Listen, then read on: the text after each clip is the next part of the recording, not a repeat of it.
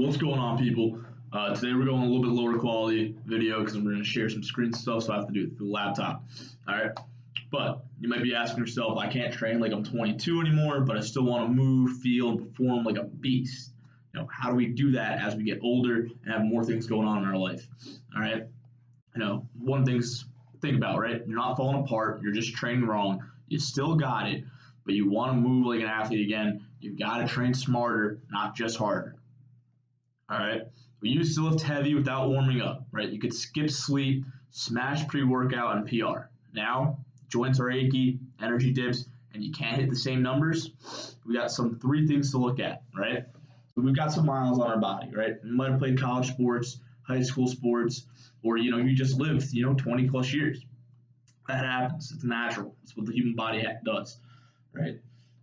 We got life stress is real. Work, relationships, kids, trying to keep a social life. All that stuff comes into effect. Maybe you're still playing in a Sunday league or a Wednesday night league, something like that. All that stuff adds miles to the body, and it's something to consider when you are training in the gym for health or performance, right? Recovery doesn't come easy as well, right?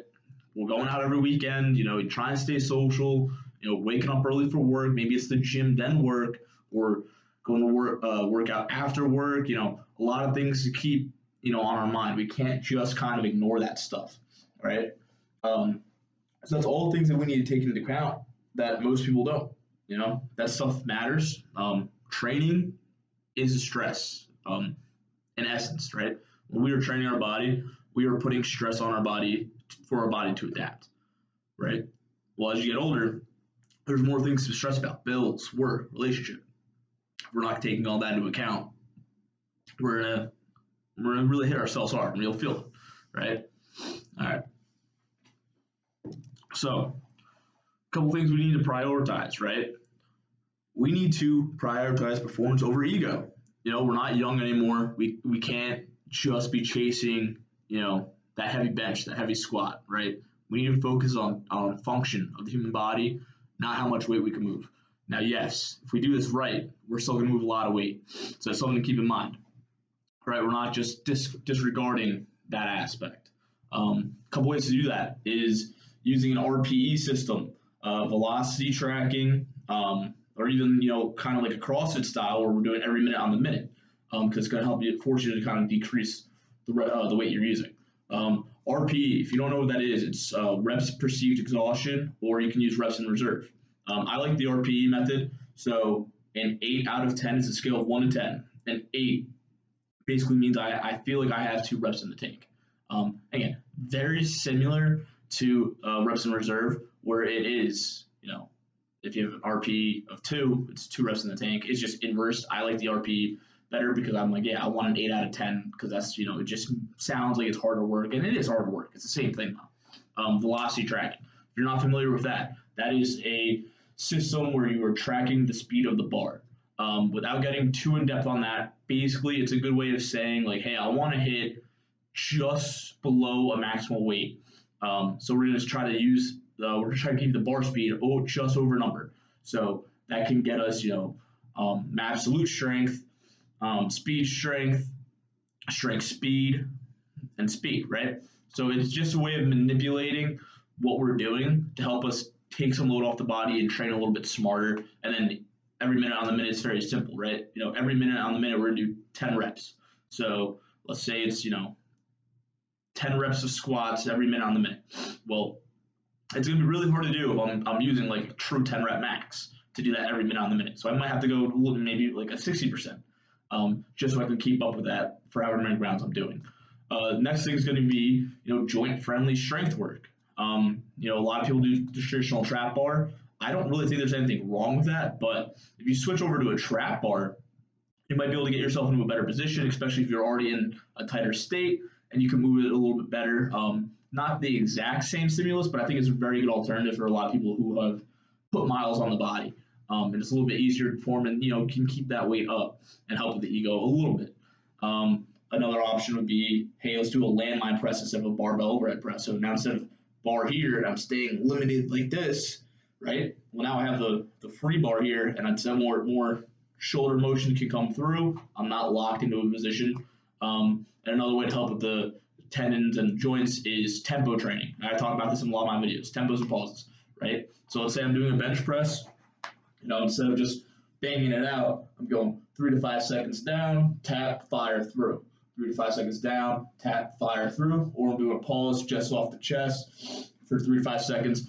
All that is doing is helping train the joints, helping train control, helping train the central nervous system, and just keeping you a little bit more healthy. I like it a lot because it's really good for the joints and tendons, but there's a lot of performance aspects to it as well.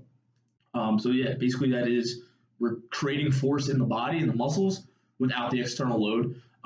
If you're familiar with West Side, Louis Simmons, I'm sure you've heard of conjugate training.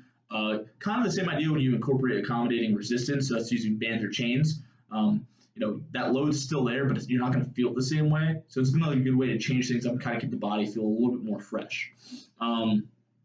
Third thing, right? We got adding power, right? But smarter, right? So instead of consistently hitting broad jumps and jumping as high as we can, maybe we're gonna do some low volume plyos, low intensity plyos. So what's called extensive. Basically, it's all gonna be a little bit more rhythmic, a little bit more control, a little bit more ideal for building up the lower body tendon and ankle strength. Medicine balls, great way to work some rotational stuff, work some upper body power, even lower body power, some slams, right? It's a good way to incorporate the full body, and sprinting, right? Properly building that up without being fatigued, right? So we're doing all that stuff while we're fresh as possible and giving ourselves the rest we need instead of just banging it out.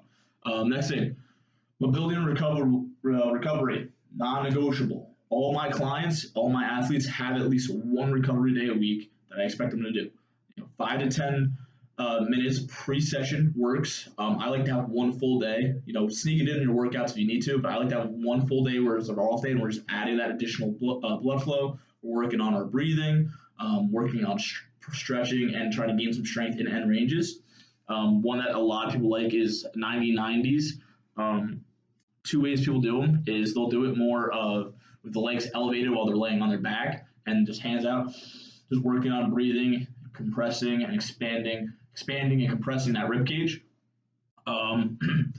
That's that, and then the laying down, I can't show it right now, but laying down and the hip switches, right? So that's two forms of 90-90s, all right? So we're going to switch over to the screen share, and I'm going to show you a sample program that we can use. Simple template that I use with a lot of clients.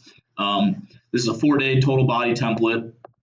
Let's go to the upper lower day. Because I feel like a lot of people like this a little bit more just because they feel like they're getting more out of it, though I am personally a full body day myself, right? So simple template, and I'll have a link to this in the description if you want access to something like this, just so you can see it. So we're going to look at a main lower day. This is our lower day.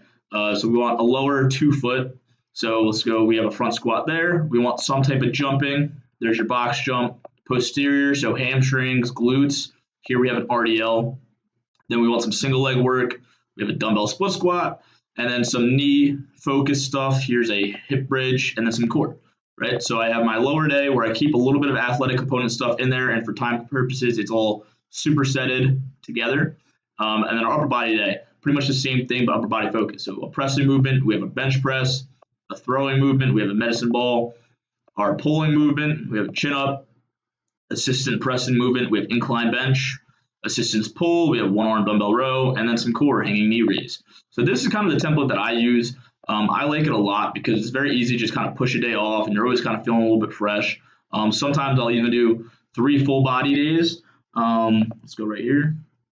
I'll do 3 full body days, and then a 4th day will be mobility. So let's say this is our Friday right here. Well, our Thursday would sneak in, and it'll be more of a mobility day just to refresh us for this Friday. Friday could be, maybe it's a harder day. Maybe I'm incorporating some clean stuff. So a little bit more aggressive perhaps. But yeah, that's kind of a very simple layout that I like to use with most of my athletes. And again, I'll have that in the description so you can get a free PDF of that if you'd like. All right, so to wrap up, right, you're not past your prime, your just training hasn't evolved to where you are as a human in your life. So, we need the grit, we need intelligence, right? It's better than brute strength. I can speak for myself, collegiate strength conditioning coach, personal trainer of my own business, right? I can't train the way I used to train when I played college sports. A a lot of my athletes, some of my athletes are older now. These guys have that extra year or two with COVID and red shirts. So even them, like I got to train them a little bit differently because their bodies can't handle it the same way, right? So just brute strength isn't the same. We need to have some grit. We need to have some intelligence around our training and all those things that incorporate that. Again, like consistency, sustainability, right? If we can't be consistent and it's, we're hitting 2 heavy lifts every 2 weeks, that's not going to help us. We want to be consistent, at least moderate training with the intensity every week. Again, adjust a week when you need to, but try to be as consistent as you can. Sustainability, right? They can't all be max effort days, right? We got to know when to dial it back, when to plan. That's why it's very beneficial to have a coach who knows what they're doing. And that's how performance is still possible, right? By being smarter, leveraging intensities, volumes, and picking something that your body can handle. I have a client, older lady, probably, early 30s, late 30s, and she hasn't done anything since college, right? And we just got her to run her first marathon last spring, and she's running another one in 3 weeks. She never finished, half marathon. She never finished a half marathon feeling great. So she finished one with no injuries last year. It was the first time she was like, I'm so excited to do another one because we had the success, right?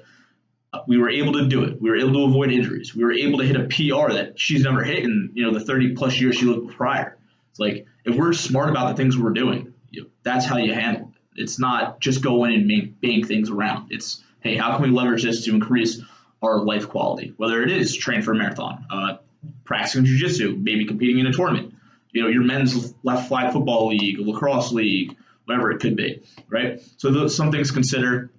And lastly, right, if you're serious and you want to, figure out what works best for you, leave a comment, right? Edge back. Leave it right down below, edge back, and I'll reach out to you and we'll get you something. Again, I'm going to leave the email list down there to send out the template. We'll call it the free comeback training plan. I'll put in some exercise there and you'll have a week of training that you can use for multiple weeks, and I'll describe that a little bit more in there. So that's where we're at. I hope that that helps you, and I hope you have a better training from here on out. Have a good day, fellas.